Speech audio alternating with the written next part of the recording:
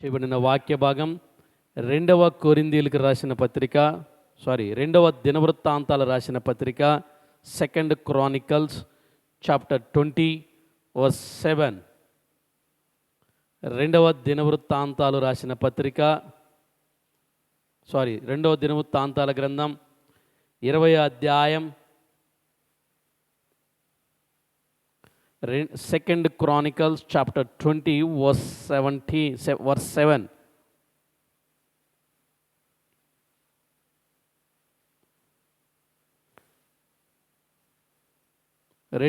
రెండవ దినవృత్తాంతములు రాసిన గ్రంథం 20వ అధ్యాయం 7వ వచనం చదువుతున్నాను. నీ జనులైన ఇశ్రాయేలుల ఎదుటి నుండి ఈ దేశపు కాపరస్తులను తోలివేసి నీ స్నేహితుడైన అబ్రహాము యొక్క సంతతికి దీనిని శాశ్వతముగానిచ్చిన మా దేవుడవు నీవే. హల్లెలూయా.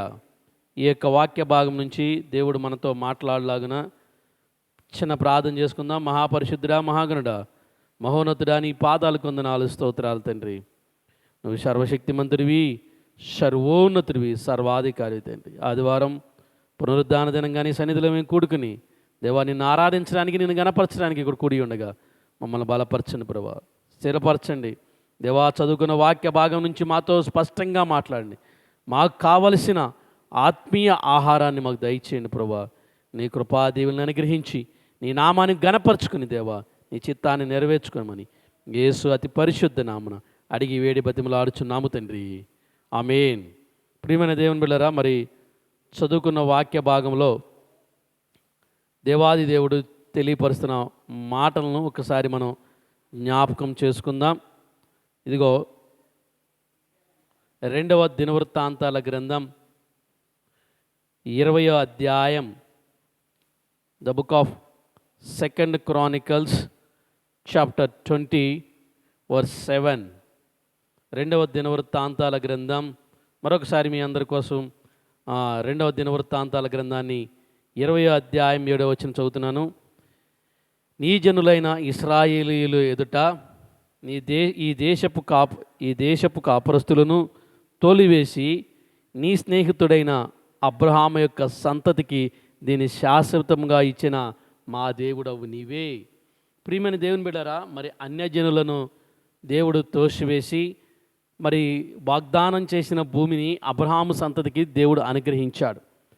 అబ్రహాము సంతతికి అంటే మనందరికీ తెలుసు, ఇస్సాకు తర్వాత యాకోబు తర్వాత 12 మంది కుమారులు యాకోబుకి పుట్టారు. యాకోబుకి 12 మంది కుమారులు మరి ఇశ్రాయేలు జాతిగా మరి అవతరించటం, ఇశ్రాయేలు జాతిగా మరి దేవుడు వారిని దీవించటం, దేవుడు తన కృపను అనుగ్రహించటం, ఇదిగో మనం 12 జాతుల వారిని మనం చూసాం. కాబట్టి ప్రియమైన దేవుని బిడ్డలారా, ఇదిగో ఇక్కడ ఏమని రాయబడిందంటే దినవృత్తాంతాల 2వ గ్రంథం 20వ అధ్యాయం 7వ వచనంలో నీ స్నేహితుడైన అబ్రహాము యొక్క సంతతికి. మొట్టమొదటిగా ఈ దేవుడు సృష్టించిన తర్వాత, జలప్రయాణాన్ని తీసుకొచ్చిన తర్వాత నోవాహు సంతతిని అన్నిటిని నిర్మూలన చేసి నోవాహు కుమారులైన షేము, హాము, యాపేతుల ద్వారా అబ్రహాము వంశాన్ని దేవుడు పుట్టించి అబ్రహాముని దేవుడు ఎంచుకుని కల్దీయుల దేశమైన ఊరు అనే ప్రాంతం నుంచి ఎన్నుకుని, అయ్యా అబ్రహాం గారు, మీరు ఇక్కడ ప్రజలతో పాటు అన్యజనులతో పాటు ఉండటానికి వీల్లేదు, నేను చూపించు దేశాన్ని వైపు రండి అని చెప్పి అబ్రహాంను పిలుచుకున్నాడు.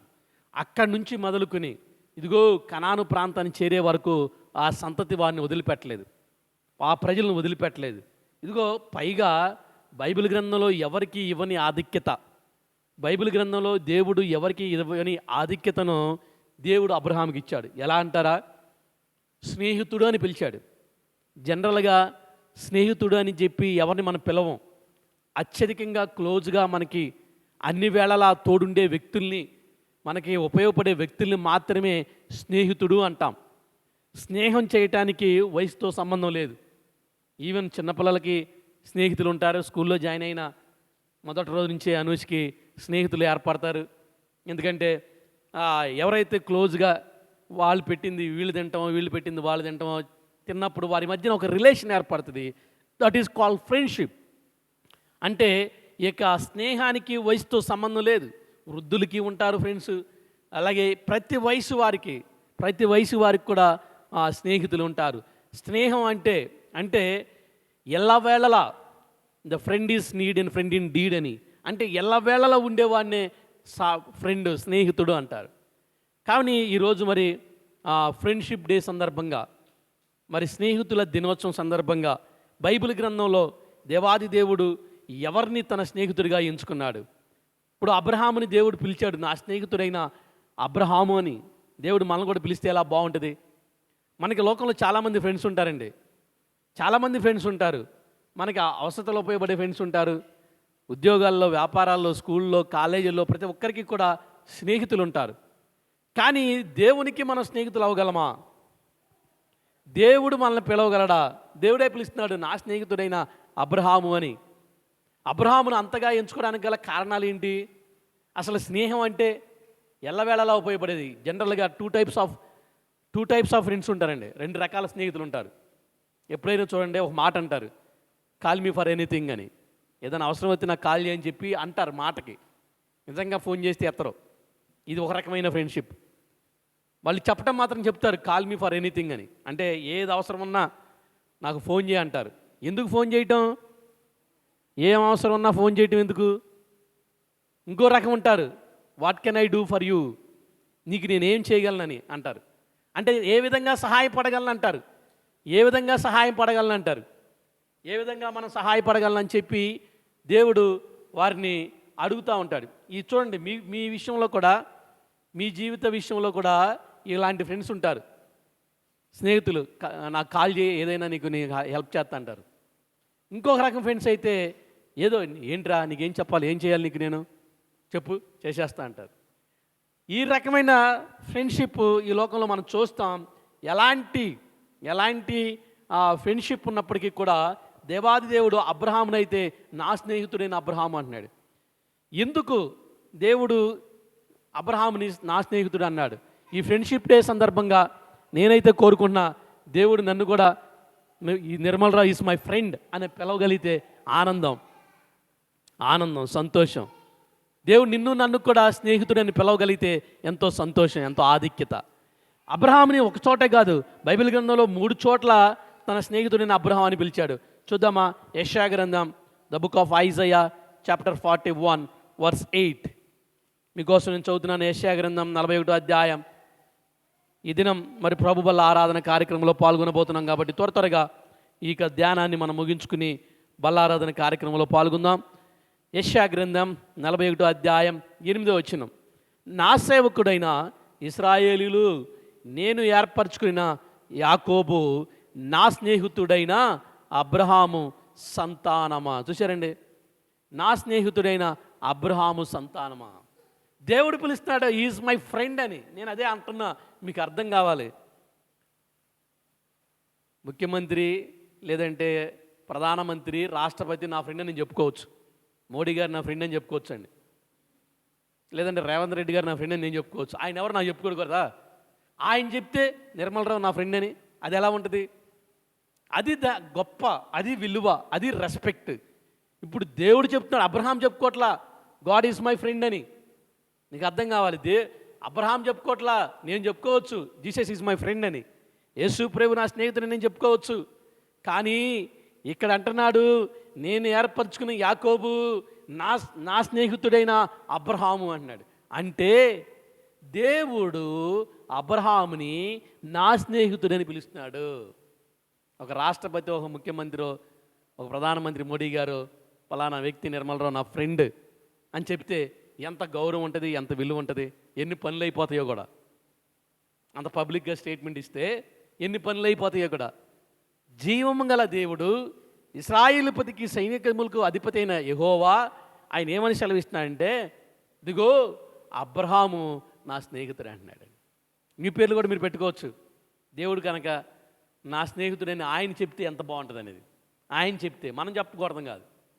ఆయన నా దేవుడు, నా స్నేహితుడని మనం చెప్పుకోవడం కాదు. ఆయనే మా స్నేహితుడు, నా స్నేహితుడు అని చెప్తే ఎంత బాగుంటుంది. మరొక మాట చదువుతున్నాను అన్నమాట.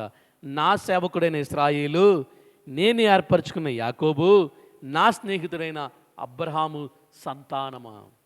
ఇలా 3 సార్లు అబ్రహాముని దేవుడే నా స్నేహితుడైన అబ్రహాము అని పిలిచాడు. ఎంత గొప్ప ధన్యత అండి, ఎంత గొప్ప ధన్యత. ఎందుకంటారు? నేను ఆలోచన చేశా, అంతగా దేవుడే అబ్రహాముని నా స్నేహితుడని పిలవటానికి గల కారణాలు ఏమై ఉంటాయి అంటారు? అబ్రహాం గారు చేసిన పనులు ఏంటి? ఇప్పుడు నాతో స్నేహం చేయాలంటే మా కాలేజీలోనే స్నేహం చేయలేనా? నా మెంటాలిటీకి సెట్ అయిన వారితోనే నేను స్నేహం చేస్తా. వాళ్ళ మెంటాలిటీ సపోజ్ ఈక్వల్గా, ఒకవేళ నేను తాగుబోతులతోనో, సిగరెట్లు తాగే వాళ్ళతోనో, లోకవేస్తులతోనో, వ్యభిచారులతోనో స్నేహం చేయడానికి ఇష్టపడను. హాయ్ అంటే హాయ్, బాయ్ అంటే బాయ్. మరి నా తత్వం నాకున్నప్పుడు దేవుని తత్వం దేవునికి ఉంటుందిగా. దేవుడు పరిశుద్ధుడు, గొప్ప దేవుడు, శక్తిమంతుడు. మరి ఆయన మెంటాలిటీకి ఈక్వల్గా స్నేహం చేయడానికి ఆయన కూడా ఇష్టపడతాడుగా. అంటే అబ్రహాములో దేవుని మెంటాలిటీ, దేవుని హృదయానికి ఆనుకునే తత్వాలు ఉండబట్టేగా అబ్రహాముతో దేవుడు స్నేహం చేస్తుంది. నేను ఎవరితో పడితే వాళ్ళతో స్నేహం చేయలేను కండి. రోడ్డు మీద తాగి పొర్లే వాళ్ళతో నేను స్నేహం చేయలేనుగా. దొంగ వ్యాపారాలు లేదంటే ఇంకా లోకానుసారంగా జీవిస్తూ లోకంలో ఇంకా కబ్జాలో లేదంటే ఇలా చేస్తూ ఉన్న వాళ్ళతో నేను స్నేహాలు చేయలేనుగా. నా తత్వాన్ని బట్టి, నా మెంటాలిటీని బట్టి నేను ఎవరితో స్నేహం చేయగలను, వారితోనే స్నేహం చేయగలను. నేను అంటున్నా, మరి దేవుడు కూడా అలాగే చేయగలడు కదా. మీరైనా అంతే. మిమ్మల్ని తిట్టేవాళ్ళనో, మీ అభిప్రాయాలని తోసిపుచ్చేవాళ్ళనో, నువ్వు లెఫ్ట్ అంటే ఆయన రైట్ అయిన వాళ్ళనో, నువ్వు ఇది కరెక్ట్ అంటే వాళ్ళు తప్పు అనే వాళ్ళతో స్నేహం చేస్తామండి. ఇంకోసారి ఫోన్ కూడా చేయం, స్నేహం తర్వాత సంగతి. ఇంకోసారి ఫోన్ కూడా చేయం, వాళ్ళతో మాట్లాడాలనిపించదు. ఎందుకంటే ఎప్పుడు చెప్పినా వీళ్ళు నెగిటివ్ చెబుతారు. అవునంటే కాదంటారు, కాదంటే అవునంటారు. వీళ్ళతో మనకి ఎందుకులే అనుకుంటాం. మనం వదిలేస్తాం. వాళ్ళ భావాలు మన భావాలు సెట్ అవ్వలేదు కాబట్టి వదిలేస్తాం, స్నేహం చేయం. దేవుడే అబ్రహాంతో స్నేహం చేయటంటే దేవునికి నచ్చింది ఏంటి అబ్రహాంలో? ఒకసారి చూద్దాం ఆదికాండం. నేను కొన్ని విషయాలు అనుకుంటున్నా, ఈ విషయాలు ఆయనకి నచ్చి ఉంటాయి అని. అబ్రహాంలో ఈ ఉదయకాల సమయంలో ఏమి నచ్చి ఉంటాయో నేను అనుకుంటున్నా. కొన్ని మాటలు నేను ఇదిగో అబ్రహాం విషయంలో ఈ విషయాలు బహుగా నచ్చి ఉంటాయి కాబట్టి ఆయన మరి ఇష్టపడి ఉంటాడు. ఇదిగో దేవుడు ఆయనతో స్నేహం చేయడానికి ఇష్టపడి ఉంటాడు. ఆదికాండం 22వ అధ్యాయం అందరికీ తెలిసిన వాక్య భాగమే. ఆదికాండం 22వ అధ్యాయం మొదటి వచనం చదువుదాం. ఆ సంగతులు జరిగిన తర్వాత దేవుడు అబ్రహామును పరిశోధించెను. ఎట్లనగా అబ్రహామా అని పిలవగా అతడు చిత్తం ప్రభువా అనెను. హల్లెలూయా. ఒకటేంటంటే నేను అబ్జర్వ్ చేసింది, అబ్రహామా అని పిలవగానే చిత్తం ప్రభువా అంటాడు ఆయన. చిత్తం అంటే నీ దాసుడు ఇక్కడ ఉన్నాడు, సెలవిమ్ము చేయుటకు. ఎంత భావం గల మాట ఇది. అర్థమవుతుందండి. ప్రభు నిన్ను పిలిస్తే నిర్మలరావు అనగానే ఆగయ్యా నిద్ర వస్తుంది, ఇప్పుడు ఎక్కడ లేచి ప్రార్థన చేస్తాం, కొంత టైం కావాలి. ఇప్పుడు ఎక్కడికి వెళ్ళి చర్చికి వెళ్తాం, కొంత టైం కావాలి. నువ్వు చెప్పింది చేయటానికి నాకు కొంత టైం కావాలి. ఇదిగో నువ్వు చెప్పింది వినటానికి నాకు సమయం కావాలి. అంతేకాదయ్యా, నువ్వు అనుకున్నది ఈజీ కాదు, దానికి డబ్బు కూడా కావాలి. దానికి డబ్బు మనకు సాకులు చెప్తూ ఉంటాం. నేను నోవాహు విషయంలో ఒక మాట చెప్పానండి. నోవాహు వాడని ఎన్ని సంవత్సరాలు కట్టాడండి? 100 సంవత్సరాలు కట్టాడు. 100 సంవత్సరాలు నోవాకి దేవుడు ఆజ్ఞాపించాడు. నోవాహు అయ్యా 100 సంవత్సరాల తర్వాత, దేవుడు చెప్పల సంవత్సరాలు, కొన్ని రోజుల తర్వాత పెద్ద జలప్రళయం రాబోతుంది కాబట్టి నువ్వు లేచి ఒక ఓడను కట్టన్నాడు. దేవాని చిత్తం అన్నాడు నోవాహు, అంతే. అంతేగాని అయ్యా ఈ ఓడను కట్టాలంటే కలపేది, డబ్బేది, నాకు సహాయం చేసేవాళ్ళు లేరి, ఎందుకు వాడా, నేను కట్టనయ్యా, నాకు శక్తి లేదు. ఈ 100 సంవత్సరాలు నన్ను కట్టేటప్పుడు అనేక మంది నా అన్నదమ్ముల బిడ్డలు, నా జాతి వారు నన్ను హేళన చేస్తున్నారు, నేను కట్టనని మధ్యలో విరమించలా. చిత్తం ప్రభా అన్నాడు. అబ్రహాము కూడా ఏ విషయం చెప్తే ఆ విషయంలో చిత్తం ప్రభా అంటాడు. అంటే చిన్న విషయాల్లో మాత్రమే అంటాడు అనుకుంటున్నారా? అంటే ఇదిగో అబ్రహాం గారు, మీరు హైదరాబాద్ నుంచి ఇంకా ఏవేదే ఊరు వెళ్ళండి అని చెప్తే ఊరు అనే ప్రాంతం నుంచి బయలుదేరి హైదరాబాద్ రండి అంటే వచ్చాడా లేదా? తన సొంత ఊరు వదులుకుని కట్టుబట్టలతో వచ్చాడు భార్యను పట్టుకుని. అయ్యా నేను ఈ ఊరిలో నేను బాగా స్టాండర్డ్ అయిపోయాను. వ్యాపారం చేసుకుంటున్నారు వాళ్ళు, మంచి వ్యాపారం, బొమ్మలు అమ్మే వ్యాపారం వాళ్ళది. తెరహు తన తండ్రి దేవుడు చెప్పాడు, అయ్యా నువ్వు ఈ ప్రాంతం నుంచి లేచి నేను చూపించే ప్రాంతానికి వెళ్ళంటే వెళ్ళాడంతే. అయ్యా ఏంటి పరిస్థితి అని ఆలోచించలా. దేవుడు పిలిస్తే బయలుదేరి వెళ్ళాడు. చిత్తం ప్రభా అన్నాడు. మేము కూడా పరిచయ విషయంలో అసలు ఈ ప్రాంతం మాకు తెలవపోయినా ఈ ప్రాంతానికి దేవుడు పిలిస్తే లేచి వెళ్ళిపోవటమే. నువ్వు ఏ విషయంలో దేవుడు నీకు దీవిస్తానంటున్నాడు, ఆ విషయంగా దేవుడు నువ్వు విషయంలో నడవాలి.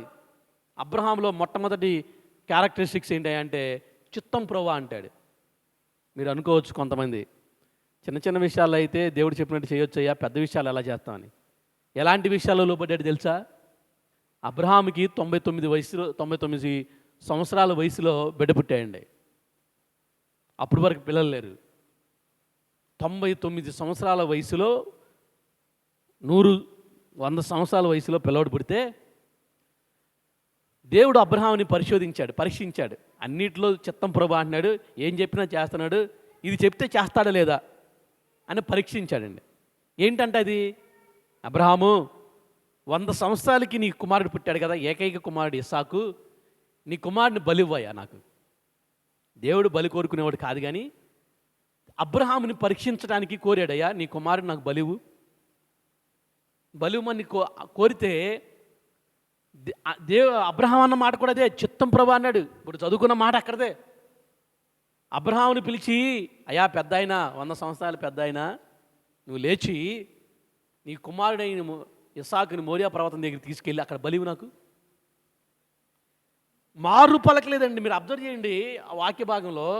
ఎందుకయ్యా 100 సంవత్సరాలకి ఇచ్చావు కదా నా కుమారుడు, ఇప్పుడు 17 సంవత్సరాలు వాడే, చిన్నపిల్లవాడే, ఇదిగో ఈ కుమారుని తీసుకెళ్ళి నేను బలి ఇవ్వటానికి ఎలా?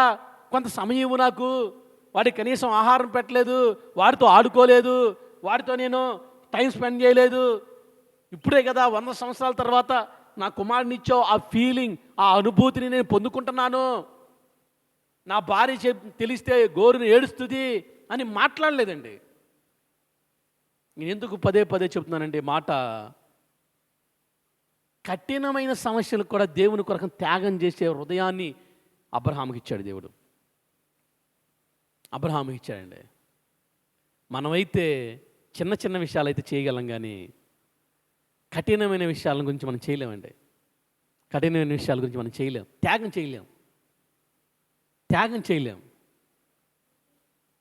నేను అర్థం కావడానికి ఒక మాట చెబుతున్నాను, కానీ ఒక వ్యక్తి దేవునికి కానుకలు ఇవ్వడానికి, దశమభాగం ఇవ్వడానికి చిన్న జీతం అయినప్పుడు 10,000 జీతం అనుకోండి, 1000 రూపాయలు ఇవ్వడానికి ఇష్టపడతాడంట ఒక వ్యక్తి.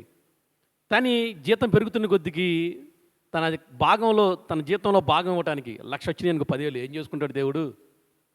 మనసొప్పక. అంటే దేవుని పరిచర్యకు పనికి దేవుని మాటకు లోపడటానికి త్యాగం చేయలేక మనసొప్పదు. అందుకే ప్రభువు అంటున్నాడు, దేవుడు కఠిన హృదయులు అయిపోయారు. చిన్న చిన్న విషయాలు అయితే లోపడతాం, చిన్న విషయాలు అయితే అంటే మనకు అనుకూలంగా ఉంటే లోపడతాం. మనకు చిన్న విషయాలు, మనకి ఈ మాట నచ్చిందండి, ఒక మాట నచ్చింది, ఆ మాటకైతే లోపడతాం. ఒక మాట నచ్చలా, నీ పొరుగు వారిని ప్రేమించ నిన్ను వలె అంటే ఎలా ప్రేమిస్తాం? వాళ్ళు మనల్ని కొట్టారు, తిట్టారు, కేసులు పెట్టారంట, ఆ మాటను పక్కన పెట్టేస్తాం. వేరే విషయాల్లో మనకు నచ్చింది అనుకోండి, వాటిని అయితే చేస్తాం, మనకు అనుకూలంగా ఉన్న వాటిని చేస్తాం. అబ్రహాం అలాంటి వాడు కాదండి. అబ్రహామును అడిగింది దేవుడు, నీ శ్రేష్టమైన గొర్రెలు ఇవ్వమనలా, నీ ఆస్తిని అంతా ఇవ్వమనలా, నీ కుమారుని ఇమ్మన్నాడు. ఇస్తాడేవాడా అని? ఉన్న యావదాస్తిని ఇమ్మంటే ఇచ్చేసేవాడే. అన్ని గొర్రెలను అన్ని ఎడ్లను అమ్మేసి దేవుడికి ఇచ్చేవయ్యా పరిచయం కోసం అంటే ఇచ్చేసేవాడే. అది ఇస్తాడని తెలిసే ఇంకో ప్రశ్న వేసాడు, నీ కుమారుని ఇవ్వని, ఇది ఇస్తాడా లేదా అని. ఏం పిచ్చండి అబ్రహాంకి. దేవుడు రాత్రి అడిగితే మార్నింగ్ బయలుదేరేసాడు. అయ్యా కనీసం గ్యాప్ ఇమ్మని అడగలా, రిక్వెస్ట్ పెట్టలా, గ్రేస్ పీరియడ్ అడగలా. ఇంకో 2 రోజులు నాకు ఎక్స్టెండ్ చేయని అడగలా, పర్మిషన్ అడగల ఆయన. అయ్యా ఇంకొక 1 నెల రోజులు నాకు టైం ఇవ్వు, 1 నెల తర్వాత నా కుమారుడిని నీకు అర్పించేస్తా అని అడగలా. రాత్రికి చెప్పాడు, మార్నింగ్ బయలుదేరాడు. దేవుడు చెప్పాడంతే, కట్టెలు కత్తి పట్టుకున్నాడు, కుమారుడిని పట్టుకున్నాడు. ఈ కట్టెలు తీసుకెళ్ళి కుమారుని ఎత్తి మీద పెట్టాడు, పదా మోపించాడు. మోరియా పర్వతం మీదకి వెళ్ళాడు. ఇదిగో బలిపీఠం కట్టాడు, బలిపీఠం మీద కుమారుని పెట్టాడు, కట్టెలు పెట్టి కుమారుని పెట్టి కత్తి లేపాడండి. అంతే, కత్తి లేపితే దేవుడికి భయం వేసింది. అబ్రహాము విశ్వాసం, అబ్రహాము ధైర్యాన్ని చూసి దేవునికి భయం వేసిందండి. దేవుడు అంటున్నాడు ఇక్కడ, ఇదిగో కేకలు వేస్తున్నాడు ఇక్కడ. ఇదిగో 22వ అధ్యాయం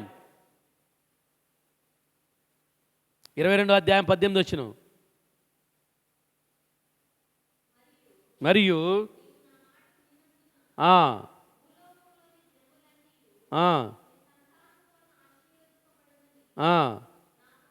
ఇక్కడ చదువుదాం, 10వ వచనం చదువుదాం. అప్పుడు అబ్రహాము తన కుమారుని వధించుటకు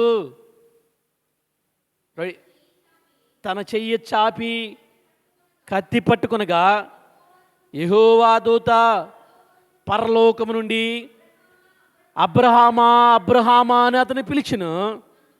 అందుకు అతడు చిత్తం. చూడండి, కుమారుడి మీద కత్తి లేపి చంపేయడానికి సిద్ధపడ్డాడు, ఎందుకంటే దేవుడు చెప్పాడు కాబట్టి.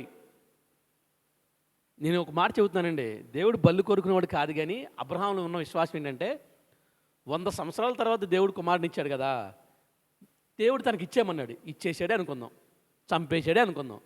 దేవుడు మళ్ళీ ఎవడా 100 సంవత్సరాల తర్వాత బిడ్డలు ఇచ్చినవాడు ఇంకో బిడ్డనేవాడా? ఒక బిడ్డని ఇచ్చినవాడు ఇంకో బిడ్డవాడా?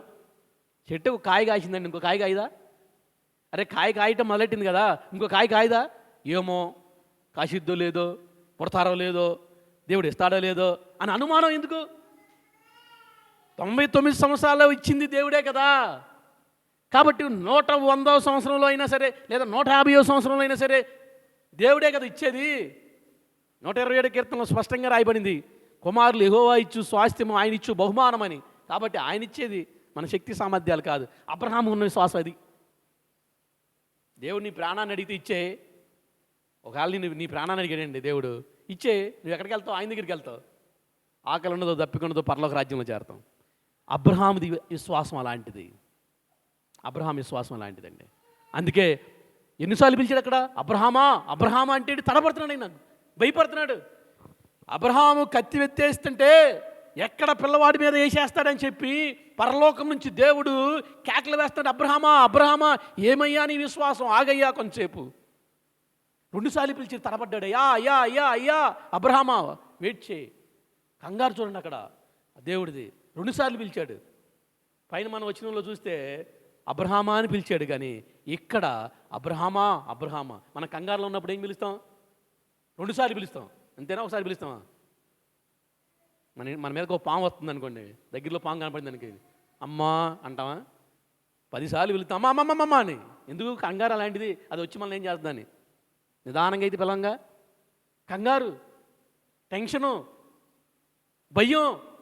దేవుడికి కూడా అక్కడ చూడండి, అబ్రహామా అబ్రహామా అన్నాడంటే అబ్రహాము యొక్క విశ్వాసాన్ని బట్టి ఆయనకి చెమటలు పట్టించాడు అబ్రహాము.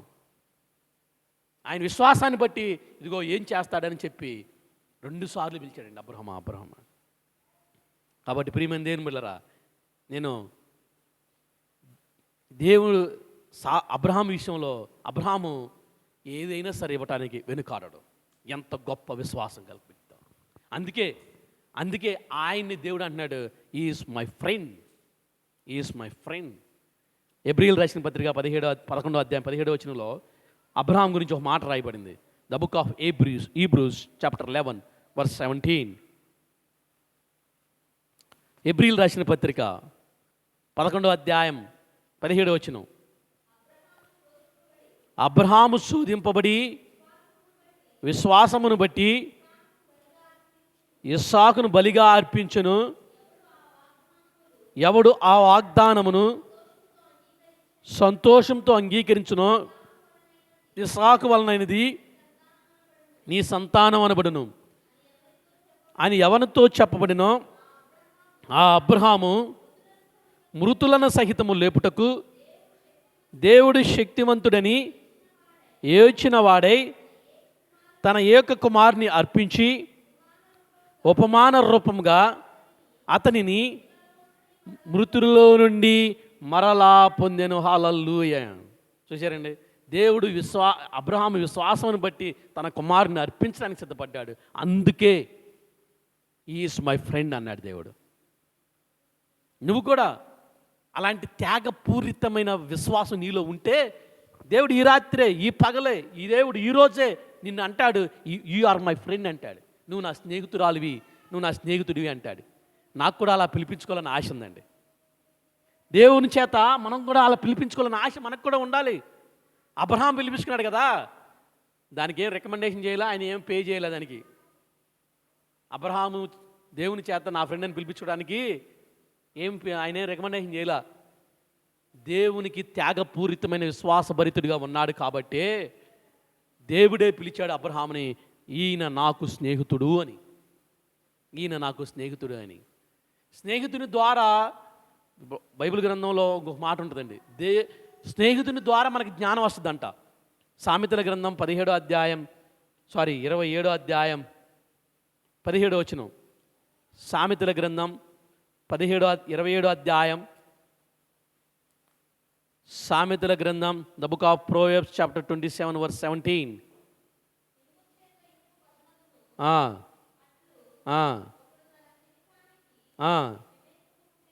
వివేకము పుట్టించును.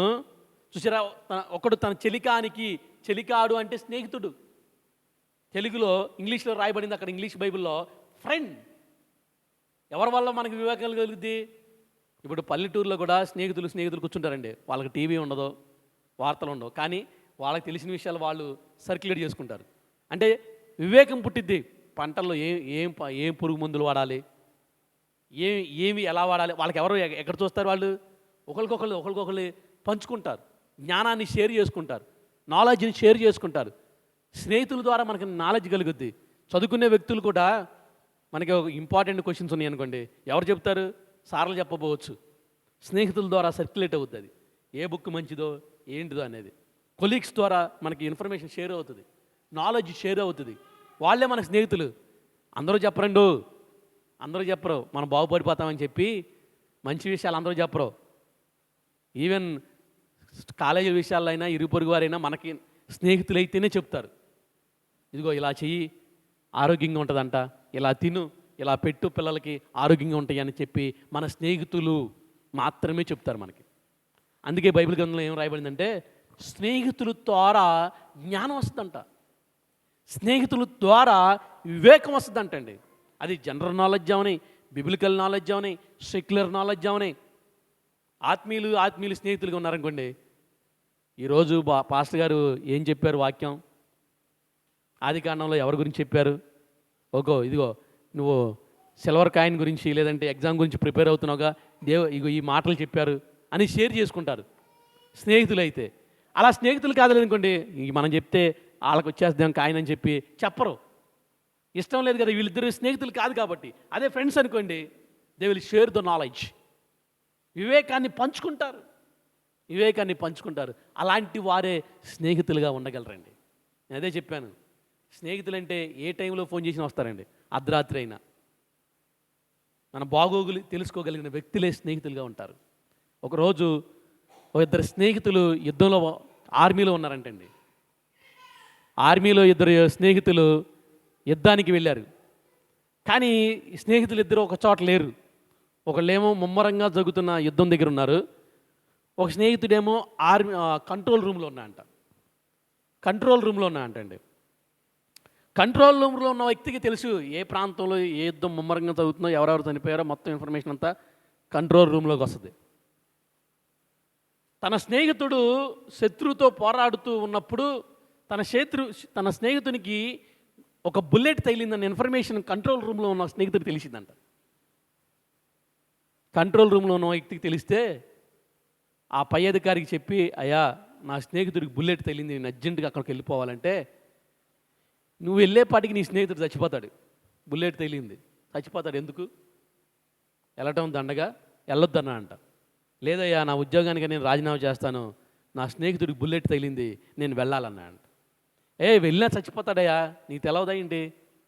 బుల్లెట్ గాయం బలంగా తగిలింది, ఎలా బతుకుతాడు అంటే, లేదు అయినా సరే నేను వెళ్ళాలని చెప్పి తన కంట్రోల్ రూమ్ను వదులుకొని తన స్నేహితుడికి ఎక్కడైతే యుద్ధం బుల్లెట్ తగిలిందో అక్కడ పరిగెత్తుకుంటూ వెళ్ళాడంటే. పరిగెత్తుకుంటూ వెళ్ళేపాటికి ఇంకా కొన ప్రాణాలతో ఉన్నాడంట తన స్నేహితుడు. తన స్నేహితుడిని రక్షించుకోవాలని చెప్పి తీసుకుని వస్తున్నాడంట. తన స్నేహితుడు చెప్పాడంట, ఆయన ఫ్రెండ్ నేను బ్రతకను కానీ నువ్వు వస్తావని నాకు తెలుసు, ఈ ఆనందం నాకు చాలు, నీ చేతుల్లో నేను చనిపోతున్నాను అని చెప్పి సంతోషంగా చనిపోయాడంట. ఆ చనిపోయిన వ్యక్తిని కంట్రోల్ రూమ్ దగ్గర తీసుకొచ్చాడు. ఆ పై అధికారి తిట్టాడంట, నువ్వు వెళ్ళొద్దన్నాను కదా, చచ్చిపోతానని చెప్పాను కదా, చచ్చిపోయాడు. సార్ చచ్చిపోయి ఉండొచ్చు కానీ నా స్నేహితుడు నాకును ఆయనకి మధ్యన ఫ్రెండ్షిప్కి విలువ ఉంది, అందుకే నా ఫ్రెండ్స్ చచ్చిపోయే ముందు సంతోషంగా చనిపోయాడు, నా చేతుల్లో చనిపోయాడు. అదే నేను వెళ్ళకపోతే నా ఫ్రెండ్షిప్కి విలువ ఉండేది కాదు, నా స్నేహానికి విలువ ఉండేది కాదు. నా స్నేహితుడు నమ్మాడు నేను వస్తానని నమ్మాడు, కాబట్టి ఆ నమ్మకమే ఫ్రెండ్షిప్ సార్. ఎలాగ పోతాడులే, ఎందుకులే అని చెప్పి ఆగదు ప్రేమ, ఆ స్నేహం మధ్యన ఉన్న ప్రేమ. దేవుడు కూడా అదే అంటున్నాడండి, నిన్ను ఒక స్నేహితుడిగా పరిగణిస్తే, అబ్రహాము కుమారుడు చచ్చిపోతున్నాడు కదా, చచ్చిపోతుంటే కత్తి లేపుతుంటే ఆగుతాడు దేవుడు, అయ్యా అబ్రహామా అని వెంటాడాడు, ఆపాడండి. కాబట్టి ప్రియమైన దేవుని బిడ్డలారా, ఇదిగో బైబిల్ గ్రంథంలో ఒక మాట ఉంటుంది, 17వ అధ్యాయం సామెతల గ్రంథం 17వ వచనం. సామెతల గ్రంథం 17వ అధ్యాయం 17వ వచనం. సామెతల గ్రంథం 17వ అధ్యాయం 17వ వచనం. నిజమైన స్నేహితుడు విడువక ప్రేమించును, దుర్దర్శిలో అట్టివాడు సహోదరుడిగా ఉండు. చూశారండి, దూరానున్న సహోదరుడి కంటే దగ్గరున్న స్నేహితుడి గొప్పడంట. మన ఇంట్లో ఎక్కడోనో దూరాన ఉంటారండి మన అన్నలు, తమ్ముళ్ళు, అక్కలు, చెల్లెళ్ళు, వారికంటే పక్కనే ఉన్న స్నేహితుడే మంచిదంట. వాడే సహాయం చేసేది మనకి. తమ్ముడు అన్న రాలేదుగా, ఇప్పుడు అర్జెంటుగా మనకి ఏదైనా స్ట్రోక్ వచ్చిందండి, లేదంటే ఇబ్బంది వచ్చింది, పెయిన్ వచ్చింది, ఒక 500 కిలోమీటర్ల దూరంలో ఉన్న అన్నయ్యో, తమ్ముడో, నాన్నో రాగలదా? అక్కో, చెల్లు రాగలదా? రాలేరు. ఎవరు మరి? Who is neighbour, is our friend, ఈ విల్ కమ్. ఆయనే వస్తాడు, స్నేహితుడే వస్తాడు. అందుకే ప్రభు అంటున్నాడు, నిజమైన స్నేహితుడు విడువక ప్రేమించును, దుర్దశలో అట్టివాడు సహోదరుడిగా ఉన్నాడు. నేను చెప్పాను చూసారు, ఆ యుద్ధంలో చనిపోయే పరిస్థితిలో ఉన్నాడు ఆయన, కానీ స్నేహితుడు కాబట్టి వెళ్ళాడండి. నిజమైన స్నేహితుడు విడువక ప్రేమించును. ఇదిగో యాకోబు రాసిన పత్రిక 4వ అధ్యాయం 4వ వచనంలో మరొక మాట చదువుకుని మనం ముగించుకుందాం, ముందుకు వెళ్దాం. 4వ అధ్యాయం 4వ వచనం. యాకోబు రాసిన పత్రిక 4వ అధ్యాయం 4వ వచనం. యాకోబు రాసిన పత్రిక, the book of James chapter 4 verse 4.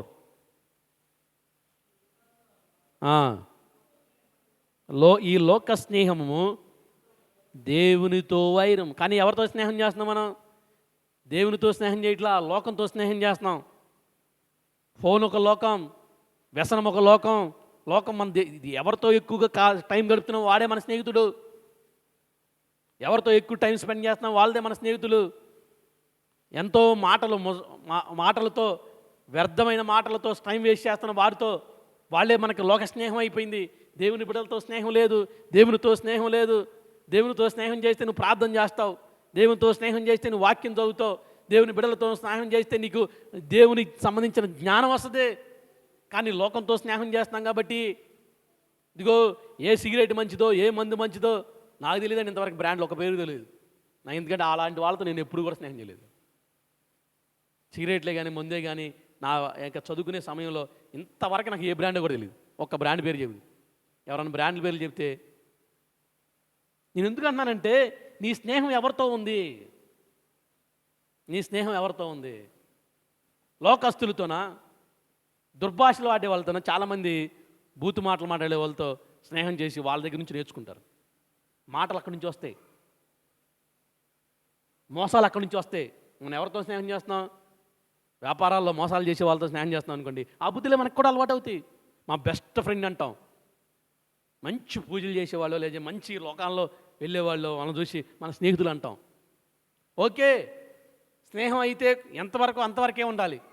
వారి దగ్గర నుంచి మనం నేర్చుకునే పద్ధతులు కాదు. అదే అంటారండి, మనల్ని చూసి మన స్నేహితులను చూసి మన మన తత్వాలు చెప్పొచ్చు అంట. నువ్వు ఎవరితో స్నేహం చేస్తున్నావో వారిని చూసి నీ క్యారెక్టర్ డిసైడ్ చేయొచ్చు అంట. లోకంలో ఒక నానుడి ఉంటుంది, నీ స్నేహితుని చూస్తే నిన్ను చూసినట్టే, నీ స్నేహితుతో మాట్లాడితే నీతో మాట్లాడినట్టే. నీ బెస్ట్ ఫ్రెండ్ ఎవరో చెప్పు అంటారు. పెళ్లి సంబంధాలకు వచ్చేటప్పుడు నీ బెస్ట్ ఫ్రెండ్ ఎవరు అంటారు. ఈయన ఎంక్వైరీ చేయాల్సలా, బెస్ట్ ఫ్రెండ్ ఎంక్వైరీ చేస్తే సరిపోద్ది. ఎందుకంటే వాడి తత్వాలు వీడికి ఉంటాయి. బెస్ట్ ఫ్రెండే కదా, వాడికి ఏ అలవాట్లు ఉన్నాయి వీడికి అలవాట్లు ఉంటాయి. వాడు ఏ మాటలు మాట్లాడుతున్నాడు వీడు అదే మాటలు మాట్లాడతాడు. వాడు ఎలా ఆలోచిస్తాడు వీడు అలా ఇస్తాడు. ఎందుకంటే వీళ్ళిద్దరి మధ్యన స్నేహం కుదిరింది అంటే వీళ్ళిద్దరు భావాలు ఒకే రకంగా ఉంటాయి.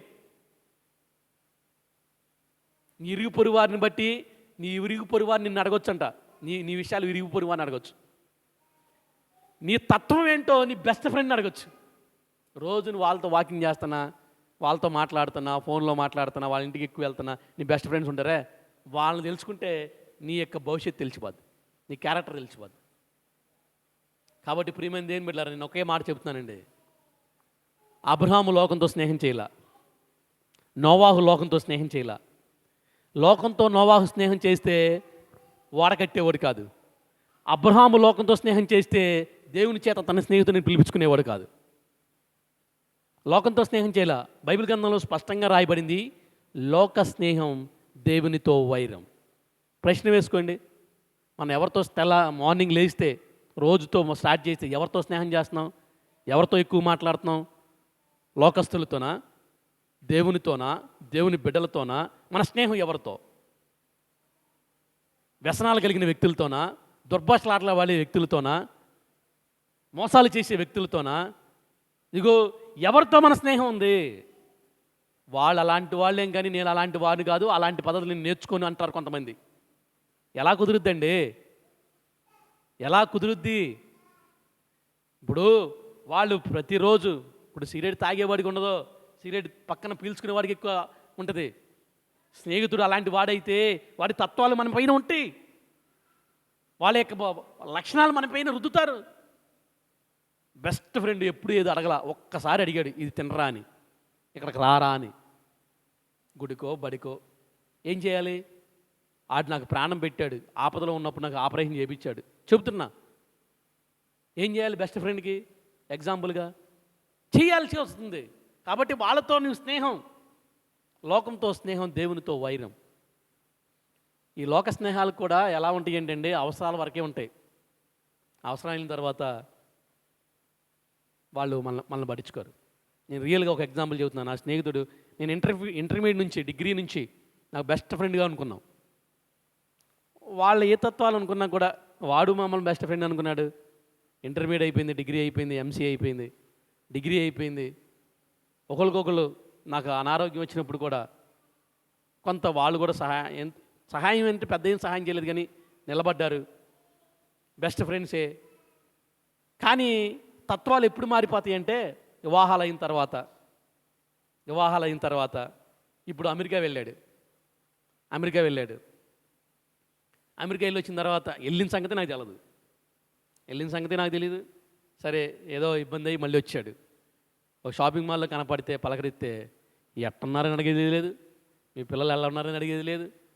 అమెరికా వెళ్ళిపోయిన తర్వాత ఏమవుతుందంటే తనలో తత్వాలు మారిపోతాయి. అదే బెస్ట్ ఫ్రెండ్ కదా, ఇంటర్మీడియట్, డిగ్రీ, ఎంసీఏ బాగా కలిసి చదువుకున్నారు, ఒకే రూమ్లో ఉన్నారు, హైదరాబాద్లో కూడా ఒకే రూమ్లో ఉన్నాం. ఇక అన్నీ ఎంతవరకు అంటే వాళ్ళు ఒక స్టేటస్ దాటితే ఏదో పెద్దగా వాళ్ళు సంపాదించేశారు అనుకున్నప్పుడు మనల్ని పట్టించుకోరే కాదు. నేను అదే అంటున్నానండి, కొంతవరకే ఉంటాయి. మీరు బెస్ట్ ఫ్రెండ్ అనుకున్నా కూడా అది కొంత ఏజ్ వరకే ఉంటాయి. అరే చాలా బాధ వేసింది నాకు, చాలా బాధ వేసింది. అరే ఇలా మారిపోతారా అని. ఎప్పుడు మళ్ళీ వెళ్తున్నావు అంటే ఎల్లుండి వెళ్తున్నా అన్నాడు. కనీసం ఇంటికి రాని కూడా అనలేదు. సరే ఎక్కడ వెళ్తున్నావు ఏంటంటే ఎయిర్పోర్ట్లోంచి వెళ్ళిపోతున్నాను. ఫస్ట్ వెళ్ళినప్పుడు తెలియదు, చెప్పలేదు. రెండోసారి కూడా ఇంకా రేపే వెళ్తున్నా అంటే ఇంకా బాధ వేసింది. ఆ విషయం అప్పటి వరకు నాకు కూడా తెలియదు. వచ్చిన సంగతి ఫోన్ చేయలేదు. నేను ఎందుకు చెబుతున్నానంటే రియలిస్టిక్ ఎగ్జాంపుల్. మీ జీవితాల్లో కూడా మీరు ఒక బెస్ట్ ఫ్రెండ్ అనుకునే వాళ్ళు ఉంటారు. కానీ ఆ ఫ్రెండ్షిప్ కొంత వయసు వరకే, కొంత వయసు వరకే. మీరు బాధపడవసలా. వాళ్ళు ఒక స్టేటస్కి వెళ్ళినాక, ఒక స్థితులు మారిన తర్వాత వాళ్ళు మనల్ని పట్టించుకోకపోయినా, మనకి ఫోన్ చేయకపోయినా, మనల్ని ఒక ఫ్రెండ్గా భావించకపోవచ్చు కూడా, ఒక ఫ్రెండ్గా భావించకపోవచ్చు కూడా. ఎందుకంటే మన స్టేటస్లు వేరే అవ్వచ్చు. ఫ్రెండ్ అనేది స్టేటస్ని బట్టి ఉండరండి. స్టేటస్ని బట్టి, కమ్యూనిటీని బట్టి, స్థితులను బట్టి ఫ్రెండ్స్ అంటే అది ఫ్రెండ్షిప్పే కాదు. ఫ్రెండ్షిప్ అనేది భావాలు కలిస్తే ఫ్రెండ్షిప్ అంతే. వాడు అడుక్కునేవారైనా, లేని స్థితి వారైనా, వయసుతో సంబంధం లేకపోయినా. బైబిల్ గ్రంథంలో దావీదు, యోనాతాన్ అనే ఇద్దరు స్నేహితులు ఉన్నారండి.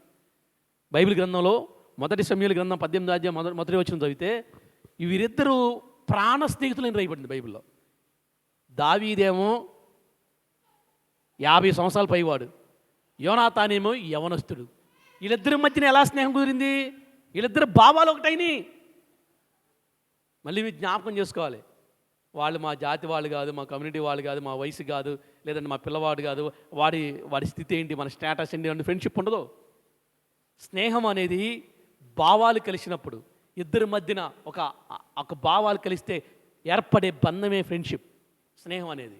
దానికి స్టేటస్లు చూడకూడదండు, దానికి స్థితులు చూడకూడదండు, దానికి లేదంటే కమ్యూనిటీలు చూడకూడదండు. స్నేహం అనేది నేను వాస్తవంగా ధైర్యంగా చెప్పగలనండి. నాకు ఇంతవరకు ఏ కమ్యూనిటీలో ఎవరైనా నాకు తెలియదు. నా స్నేహితుల్లో నాకు నచ్చితే వాళ్ళతో స్నేహం చేస్తా. వాళ్ళ స్థితిగతులు ఎవరైనా సరే, వాళ్ళు పేదవారైనా సరే, వాళ్ళ దగ్గర ఎలాంటి పరిస్థితిలో ఉన్నా సరే, నాకు నచ్చితే నేను స్నేహం చేస్తా. దేవుడు కూడా అంతే. దేవుడికి నచ్చింది అబ్రహాం విషయంలో, అందుకే స్నేహం చేశాడు అబ్రహాంతో. నేను అంటున్నా ఈ ఉదయకాల సమయంలో నీ తత్వం, నీ భావం, నీ ఫీలింగ్స్, లేదంటే నీ లక్షణాలు దేవుడికి నచ్చితే దేవుడే నీతో స్నేహం చేస్తాడు. దేవుడే నీతో స్నేహం చేస్తాడు. దేవుడే నీతో స్నేహం చేయట్లేదు అంటే నీ తత్వాలు దేవుడికి నచ్చట్లా, నీ మనసు దేవుడికి నచ్చట్లా, నీ పనులని దేవుడికి నచ్చట్లా, నీ క్రియలు దేవుడికి నచ్చట్లా, నీ మనసుని దేవుడికి నచ్చట్లా. అందుకే దేవుడు నీతో స్నేహం చేయట్లా. దేవుడు చివరికి ఒక మాట చెప్పాడండి. ఇదిగో యోహాను సువార్త 15వ అధ్యాయం 13వ వచనం. యోహాను సువార్త the book of John chapter 15 verse 13. ఎలాంటి వారితో దేవుడు స్నేహం చేస్తాడంట? 15వ అధ్యాయం యోహాను సువార్త 13వ వచనం. స్నేహితుల కొరకు దేవుడు ప్రాణం పెడతాడంట.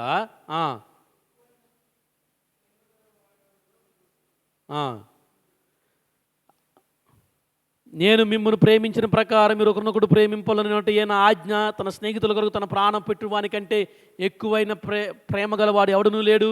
నేను మీకు ఆజ్ఞాపించిన వాటిని చేసిన ఎడల మీరు నా స్నేహితులు అవుతారంట. మళ్ళీ చదువుతున్నా, నేను మీకు చెప్పింది మీరు చేస్తే మీరు నా స్నేహితులు అవుతారు. దేవుడు ఏం చెప్పాడు? ఒకరిని ప్రేమించుకోమన్నాడు, ప్రేమ కలిగి ఉండమన్నాడు.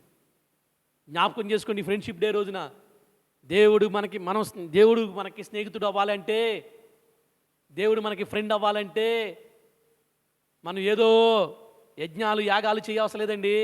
ఆయన చెప్పింది వింటే చాలంట. నేను మీకు ఆజ్ఞాపించినది చేసిన ఎడలా మీరు నాకు స్నేహితులు అవుతారు. హల్లెలూయా! ఎంత గొప్ప ధన్యత. అబ్రహాం కూడా చేశాడు లేదా? ఏం చెప్తే అది, ఊరు నుంచి బయలుదేరయ్యా, కనాను వెళ్ళు. బయలుదేరి వెళ్ళాడు. చిత్తం ప్రభు అన్నాడు. అయ్యా నువ్వు ఈ ప్రాంతంలో ఉండు, నువ్వు ఉండాడు, ఇది నువ్వు చెయ్యయ్యా, చేశాడు. డబ్బు మీద ఆశపడద్దయా, ఆశపడలా. ఇదిగో శారాన్ని ఉంచుకునే ఆగరను తోసేయి, పంపించేశాడు. ఇస్సాకే నీ కుమారుడు. ఓకేనయ్యా. నువ్వేం చెప్తే అది, అయ్యా నీ కుమారుడు, ఏకైక కుమారుడు పుట్టిన ఇస్సాకుని 100 సంవత్సరాల తర్వాత పుట్టిన నీ కుమారుడిని బలిపోయా, సరేనయ్యా. చూడండి, ఆయన తత్వం ఏది చెప్తే అది చేశాడు. అందుకే స్నేహితుడయ్యాడు దేవుడికి. మనం చేయగలమా? ఏదన్నా పని కోసం, పరిచర్య కోసం తాపత్రయపడమండి. దేవుడు ఒకరిని ప్రేమించమన్నాడు. ఒక చెంప కొడితే ఇంకో చెంప చూపించమన్నాడు. ఒక చెంప కొడితే ఇంకో చెంప చూపించే తత్వం మనలో ఉందా? 4 చెంపలు పాల్గొట్టే తత్వాలు అయితే మనకు ఉన్నాయి, కానీ ఈ తత్వాలు అయితే మనకు లేవు. ఇన్నివలే నీ పొరుగు వారిని ప్రేమించమన్నాడు. నీ దేవుడైన యెహోవాని నీ పూర్ణ హృదయంతో ఆరాధించమన్నాడు. శత్రువుని సైతం ప్రేమించమన్నాడు దేవుడు. ఏది ఇక్కడ? ఈ తత్వాలు ఏయి? దేవుడు ఇవన్నీ నీకు చెప్పాడు కదా, నువ్వు పాటించట్లేదు కాబట్టే దేవుడు నీతో స్నేహం చేయట్లా. ఇవన్నీ నువ్వు పాటిస్తే దేవుడు నీతో స్నేహం చేసి దేవుడే అంటాడు నువ్వు నా స్నేహితురాలివి, దేవుడే అంటాడు నువ్వు నా స్నేహితుడు అని. ప్రియమైన దేవుని బిడ్డలారా, ఈ రోజుల్లో వ్యర్థమైన స్నేహాలతో జీవితాన్ని పాడు చేసుకునే వాళ్ళు చాలామంది ఉన్నారు. ఫిలిప్ కూడా చెప్పాడు, వాళ్ళ ఇంటర్మీడియట్ చదివే కుమారుడు, ఇంటర్మీడియట్ చదివే ఫ్రెండ్ సూసైడ్ చేసుకున్నాడు. అది లవ్ ఫెయిల్యూరా? స్నేహం ఎవరితో చేశాడు? అమ్మాయితో చేశాడు. ఆ స్నేహం ఏమైంది? మోహంగా మారింది, ప్రేమగా మారింది, జీవితాన్ని పాడు చేసుకున్నాడు. ఇంకా అనేకమైన కారణాలు ఉండొచ్చు.